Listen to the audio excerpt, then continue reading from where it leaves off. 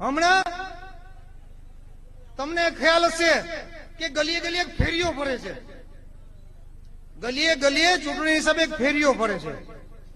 એ ફેરીઓ કોઈને કે તને મોટું પેકેટ આપી, તને નાનું પેકેટ આપી, તને એનાથી મોટું પેકેટ આપી, તને એનાથી મોટું પેકેટ આપી, અને પછી પેકેટ આપ્યા પછી કે મને 5 વર્ષ આપી દે. ભાઈ દામા ભીખ માંગવાથી ન મળે, કામ કરવાથી મળે.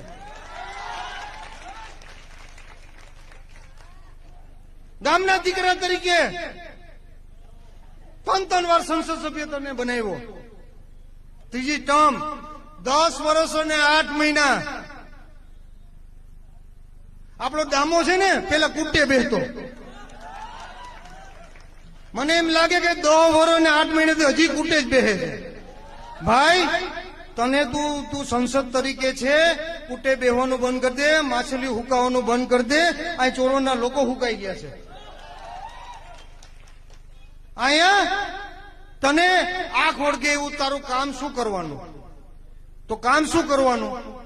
તો કે જય ચૂંટણી આવે, હજી એવી, આની પેલા એવી, તો કે જેટલી એટલા કરોડ રૂપિયા મંજૂર કરાવી દીધા, ટુરિઝમ એટલા કરોડ રૂપિયા મંજૂર કરાવી દીધા. તાલુકાનું તો બોલતો જ નથી, પછી વાત કરશું.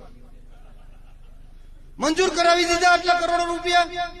તો દર 10 વર્ષ ને 8 મહિનાથી તો રૂપિયા ગયા ક્યાં છે દામા? મને ઈ કહેતો. તાલુકાની વાત આવે એમાં નહીં બોલે, કારણ કે ક્યાં ક્યાં વચન આપ્યો છે કે હું ચોરોને તાલુકો નહીં બનવા દઉં, મને ખબર છે. દામા સામે આવી જાય એટલે હું તને કહું, તાલુકો, ટુરિઝમ અને જેટી હું મારો પ્રયત્ન કરતો રહીશ. મારી સરકાર નથી, હજી પણ કરીશ, કરવાનો છે. પણ દામા તારી જગ્યાએ હોય ને તો મારા વતન માટે ટુરિઝમ, જેટી અને તાલુકાનો પણ હું રાજીનામું આપી દઉં. મારી કોંગ્રેસ સરકાર જેથી આમાં તો પ્રયત્ન કરીશ, કરવાનો ટ્રાય કરીશ.